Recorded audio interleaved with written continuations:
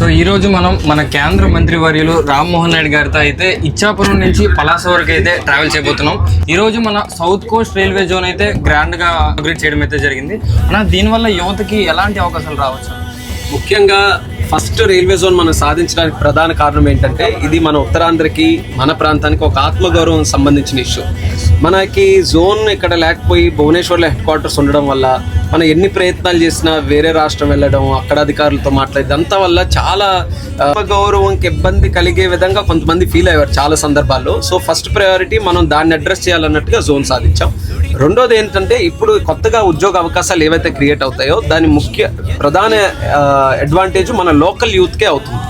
ఎందుకనంటే ఇక్కడ వేరే రాష్ట్రాల నుంచి వచ్చి పనిచేస్తే ఈ జోన్లను పనిచేయాలి, ఇది ఆంధ్రాకి సంబంధించిన జోను, మరి అక్కడ పనిచేస్తే అక్కడ లోకల్స్ వీళ్ళందరూ వాళ్ళకి అడ్వాంటేజ్ ఉంటుంది కదా అని కొంత ప్రిఫరెన్స్ ఇక్కడ లోకల్కే ఉంటుంది.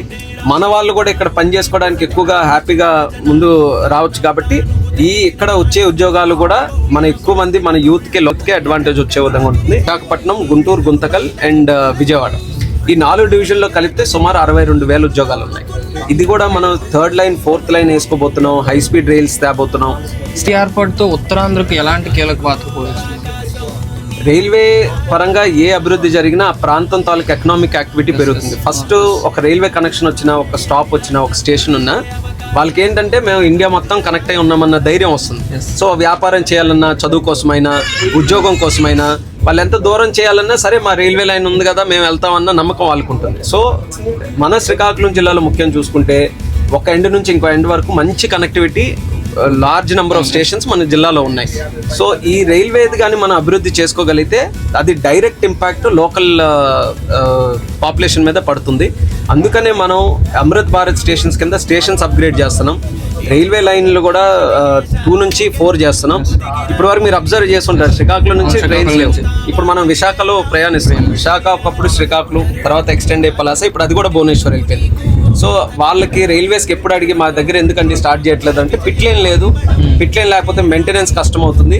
సో దానివల్లే మేము స్టార్ట్ చేయలేకపోతున్నాం అన్నారు. కానీ అయినా ఈరోజు కేంద్ర మంత్రిగా ఉన్నాం కాబట్టి గట్టి పట్టుబట్టి తిరుపతి నుంచి శ్రీకాకుళం స్టార్ట్ చేసాం.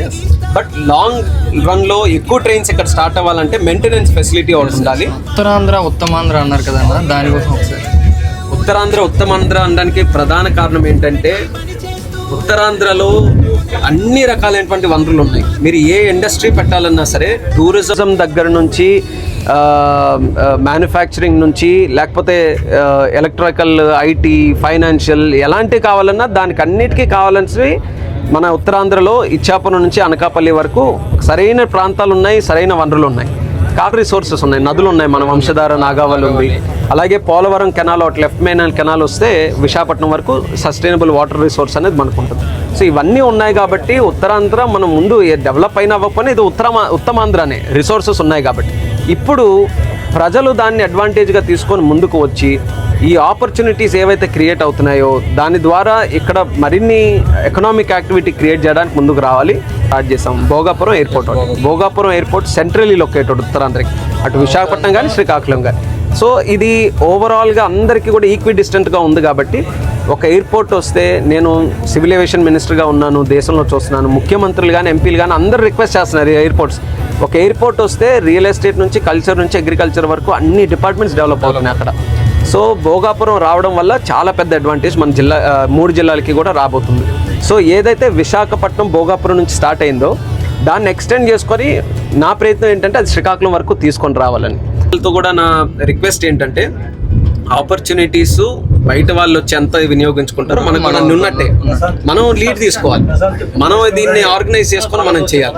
సో లోకల్గా ఉండే యూత్ అందరూ కూడా దీన్ని అడ్వాంటేజ్గా తీసుకొని మిగతా వాళ్ళు వచ్చి అలాగో చేస్తారు, దానికి ముందు మనమే చేసుకోవాలనేది వాళ్ళతో రిక్వెస్ట్ చేస్తాను. Thank you so much. Thank you, congratulations. నీకు కూడా బాగా చేస్తున్నావు. అసలు అదృష్టం అన్న మీతో ట్రావెల్ చేయడం అంటే అసలు నా లైఫ్ లో ఈరోజు మర్చిపోలేను. Thank you so much. Congratulations. నీకు కూడా సౌత్ కోస్ట్ రైల్వే.